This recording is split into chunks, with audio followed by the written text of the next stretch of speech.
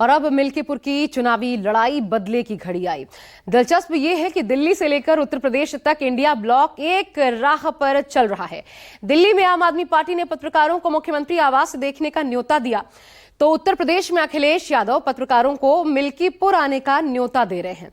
दरअसल निष्पक्ष चुनाव के नाम पर अखिलेश यादव बीजेपी को माइंड गेम में उलझा रहे हैं, क्योंकि मिल्कीपुर का चुनाव मात्र एक विधानसभा का चुनाव नहीं, ये विपक्ष के पीडीए और बीजेपी के हिंदुत्व के नैरेटिव के लिए अग्नि परीक्षा साबित होगा।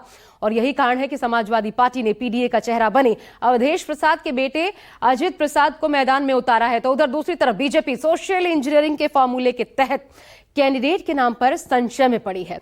ऐसे में देखिए अखिलेश वर्सेस योगी, मिल्कीपुर क्यों है जरूरी। इंडिया गठबंधन और पीडीए आने वाले समय में एनडीए को हराएगा। इनका पीडीए क्या है? ये प्रोडक्शन हाउस ऑफ दंगाई एंड अपराधी है। ये हमें उम्मीद है आने वाले समय में उत्तर प्रदेश की जनता बदलाव लाने का काम करेगी। मिल्कीपुर की जीत बिल्कुल सुनिश्चित है। यूपी की सियासत में जिस घड़ी का बेसब्री से इंतजार था, आखिरकार वो घड़ी आ ही गई। 7 जनवरी को चुनाव आयोग ने मिल्कीपुर में उपचुनाव की घोषणा कर दी। 5 फरवरी को दिल्ली विधानसभा चुनाव के साथ ही मिल्कीपुर में भी विधानसभा उपचुनाव होंगे। वहीं नतीजे 8 फरवरी को आएंगे। देश का सबसे बड़ा सूबा उत्तर प्रदेश का सबसे चर्चित जिला अयोध्या और अयोध्या की सबसे चर्चित विधानसभा सीट मिल्कीपुर। इस सीट पर चुनाव के ऐलान के साथ ही अब सत्ता पक्ष और विपक्ष अपनी अपनी जीत का दावा कर रहे हैं। मिल्कीपुर से पूर्व विधायक और वर्तमान में फैजाबाद से सांसद अवधेश प्रसाद ने दावा किया कि मिल्कीपुर सीट जो उनके सांसद बनने के बाद खाली हुई थी, उस सीट से उनके बेटे अजीत प्रसाद भारी बहुमत से जीत दर्ज करेंगे। मिल्कीपुर की जीत बिल्कुल सुनिश्चित है। वहां की देवतुल्य मतदाता, वहां की महान जनता पूरी तरह से तैयार बैठी थी, चुनाव का इंतजारी कर रही थी, कब चुनाव घोषणा हो। तो जीत पूरी तरह से 100% से भी जब बढ़कर मान लीजिए कि मिल्कीपुर की महान जनता पूरी तरह से तैयार बैठी है। उधर उनके बेटे अजित प्रसाद, जिसे समाजवादी पार्टी ने मिल्कीपुर से प्रत्याशी घोषित किया, उनका भी दावा है कि मिल्कीपुर का रण वही जीतने वाले हैं। उन्होंने बीजेपी पर हमला करते हुए कहा कि अगर बीजेपी ने विकास कार्य किया होता तो प्रदेश के सीएम को उपचुनाव में पूरी कैबिनेट को मिल्कीपुर में उतारने की जरूरत नहीं पड़ती।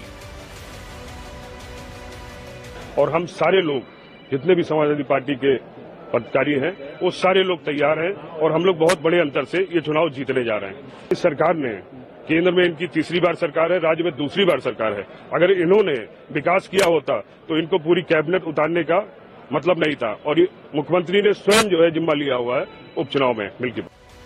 उधर उपचुनाव में 7 सीटें जीतने वाली बीजेपी भी मिल्कीपुर को लेकर अपने जीत का ऐलान कर रही। बीजेपी नेताओं का साफ कहना है कि मिल्कीपुर की जनता उनके साथ खड़ी और बम्पर वोटों के साथ वो मिल्कीपुर में जीत दर्ज करेंगे। 9 में से 7 सीट हम जीत चुके हैं और हम घबरा रहे हैं, और वो 9 में से 2 ही सीट जीते हैं और वो उनका उत्साह बढ़ा हुआ है। तो ये थोड़ा सोचने की बात है कि किस तरीके से भारतीय जनता पार्टी कार्यकर्ता बहुत उत्साहित है, और ये मुझे लगता है कि डर उनके मन में है और अपने डर को दूर करने के लिए वो कार्यकर्ताओं को उत्साहित करने के लिए कुछ ऐसा कहना चाहते हैं कि भाजपा के लोग डर रहे हैं। मिल्कीपुर में चुनाव की दुंदुभी बज गई है। भारतीय जनता पार्टी पूरी तरह से तैयार है, और विशेष करके अयोध्या के लोकसभा परिणाम के बाद समाजवादी पार्टी जिस तरह से इतरा रही थी, ऐसे में भारतीय जनता पार्टी बहुत इंतजार कर रही थी कि जब भी मिल्कीपुर के चुनाव की घोषणा होगी तो भारतीय जनता पार्टी मिल्कीपुर की जीत से समाजवादी पार्टी के इस इतराने पर लगाम लगाने का काम करेगी। और मिल्कीपुर के मतदाता भी इंतजार कर रहे हैं। मिल्कीपुर वो सीट है जिसको लेकर बीजेपी और समाजवादी पार्टी में वर्चस्व की जंग छिड़ी। ऐसे में दूसरी तरफ कांग्रेस समाजवादी पार्टी के साथ सपोर्टिंग रोल में नजर आ रही। यूपी कांग्रेस के प्रदेश अध्यक्ष अजय राय ने कहा कि हम 2027 की तैयारियों को धार दे रहे हैं और जिस तरीके से हमने बाकी सीटों पर उपचुनाव नहीं लड़ा और सपा का समर्थन किया, ठीक वैसे ही मिल्कीपुर में भी हमारा समर्थन समाजवादी पार्टी प्रत्याशी को रहेगा। मिल्कीपुर हम उपचुनाव कोई लड़े नहीं है, हमने 9 चुनाव नहीं लड़ा, अब 10वां भी चुनाव जो हो रहा है वो भी नहीं लड़ेंगे। हम अपने संगठन सृजन का काम कर रहे हैं और 2027 की तैयारी कर रहे हैं। तो इसमें क्या, जैसे आपने अभी उपचुनाव जो 9 सीटों पे हुए तो उसमें समाजवादी पार्टी का समर्थन किया था, तो क्या मिल्कीपुर में क्या रहेगा?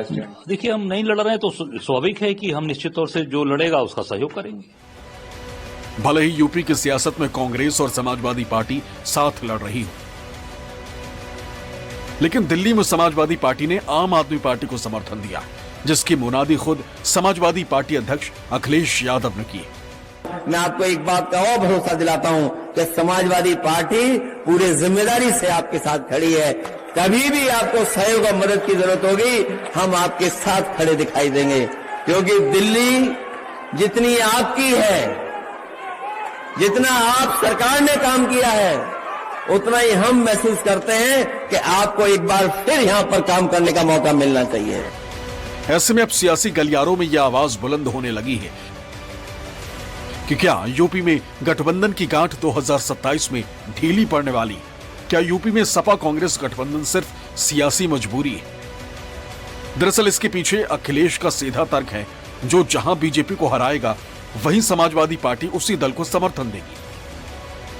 हालांकि जब इस बाबत कांग्रेस नेताओं से पूछा गया तो वो इस पर खुलकर बोलने से बचते नजर आए।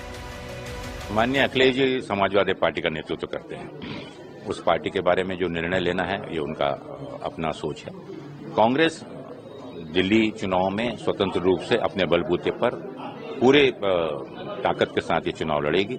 दिल्ली की जनता कांग्रेस की ओर आशा और उम्मीद के साथ देख रही है। माननीय राहुल गांधी जी के नेतृत्व में वहां की जनता एक मजबूत दिल्ली और साथ ही साथ कांग्रेस के नेतृत्व में माननीय शीला दीक्षित जी के नेतृत्व में जो काम वहां पर हुआ था, उसको आज वो सब स्मरण कर रहे हैं और वो चाहते हैं कि कांग्रेस को फिर मौका दें। देखिए, वहां पर कांग्रेस मजबूती के साथ आगे काम की है और कांग्रेस पार्टी हमेशा ताकतवर रही है। और आपने देखा होगा कि दिल्ली में शीला दीक्षित जी और कांग्रेस पार्टी हमेशा मजबूत रही है। शीला दीक्षित के ही गिनाए काम है दिल्ली के अंदर, केजरीवाल ने कोई काम नहीं किया, चाहे वो सड़क का हो, पुल का हो, मेट्रो ट्रेन का हो, जो भी काम किया है वो हमारे कांग्रेस पार्टी ने शीला दीक्षित जी ने किया है। केजरीवाल ने केवल लोगों को ठगने का काम और लोगों को बेवकूफ बनाने का काम किया है। दरअसल मिल्कीपुर उपचुनाव सिर्फ एक चुनाव नहीं, बल्कि अब ये सीएम योगी और अखिलेश दोनों के लिए प्रतिष्ठा का सवाल बन गया है, क्योंकि 2024 के लोकसभा चुनाव में बीजेपी जहां राम मंदिर के मुद्दे पर यूपी में बम्पर जीत का सपना देख रही थी, वहां अखिलेश के पीडीए कार्ड यानी पासी समुदाय से आने वाले अवधेश प्रसाद ने बीजेपी को करारी शिकस्त दे दी, जिससे न सिर्फ बीजेपी के हिंदुत्व के एजेंडे को करारा झटका लगा, बल्कि अखिलेश के पीडीए फॉर्मूले को नई रफ्तार मिली। क्या वजह थी कि दोबारा फिर सर्वे करने के लिए जाना पड़ा उन्हें, और बिना सुने आप फैसला कर सुना रहे हैं? आप ये भारतीय जनता पार्टी के वो लोग हैं, आप इनका इतिहास उठा करके देख लो। ये सुप्रीम कोर्ट के लिए भी झूठ बोलते हैं, बड़ी बड़ी संस्थाएं उनमें भी झूठा आश्वासन देते हैं, एफिडेविट भी झूठा देते हैं। ये झूठ बोलने वाले लोग हैं, इसीलिए मैंने कहा हृदयहीन लोग हैं। इनसे उम्मीद करना कि संविधान के रास्ते पे चलना आप भूल कर रहे हैं। इसीलिए मैंने कहा कि ये पीडीए पे अन्याय बहुत कर रहे हैं और भ्रष्टाचार कर रहे हैं। दरअसल जिन 9 सीटों पर उपचुनाव हुए थे, उनमें सिर्फ 2 सीटें करहल और सीसामऊ ही समाजवादी पार्टी के खाते में आई। बाकी सभी 7 सीटों पर बीजेपी ने जीत का परचम लहरा दिया। समाजवादी पार्टी ने आरोप लगाया कि बीजेपी ने लोक की जगह तंत्र से चुनाव जीता। वोटर्स के नाम काटे गए, उन्हें बूथ तक नहीं पहुंचने दिया गया, जो पहुंचे उन्हें डरा धमकाकर खदेड़ दिया गया। यही वजह है कि अब जब चुनाव आयोग ने मिल्कीपुर उपचुनाव की तारीखों की घोषणा की, अखिलेश ने भी देश भर के पत्रकारों को मिल्कीपुर आने का न्योता दे दिया। दलील ये कि निष्पक्ष चुनाव कैसे होते हैं, ये देखने का मौका सिर्फ मिल्कीपुर में ही मिल सकता है। मैं मिल्कीपुर के चुनाव के लिए आप सभी पत्रकार साथियों से कहूंगा कि सबसे फेयर इलेक्शन होने जा रहा है। इससे फेयर इलेक्शन आपने कभी नहीं देखा होगा, ना देख पाएंगे। इसलिए आप लोग सब कैमरे के साथ पहुंचिए, आपके साथ साथ मैं देश के पत्रकार साथियों को भी बुलाना चाहता हूं, और साथ ही साथ क्योंकि अयोध्या ऐसी धार्मिक नगरी है, वहां का चुनाव जब होगा तो न केवल देश के पत्रकार देखें बल्कि अंतर्राष्ट्रीय स्तर के भी पत्रकार आए और वो देखें कि भारत में और खासकर यूपी में कितना फेयर इलेक्शन होता है। यूपी के सीएम योगी आदित्यनाथ ने मिल्कीपुर को प्रतिष्ठा की सीट बना दिया है। वो किसी भी हालत में मिल्कीपुर जीतना चाहते हैं ताकि अयोध्या की हार पर मरहम लगे। लेकिन समाजवादी पार्टी या कहीं इंडिया गठबंधन उन्हें कोई मौका नहीं देना चाहती। अयोध्या के मंदिरों में, अयोध्या के घाटों में जब दीप जलते हैं तो परेशानी दो लोगों को होती है, एक सपा मुखिया को और दूसरा पाकिस्तान को। इन्हीं दो लोगों को परेशानी होती है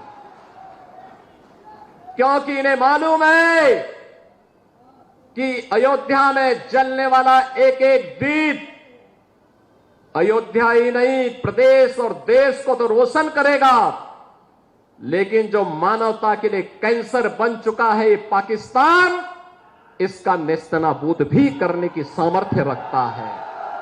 बीएलओ हटा दो, ये कोई तैयारी है?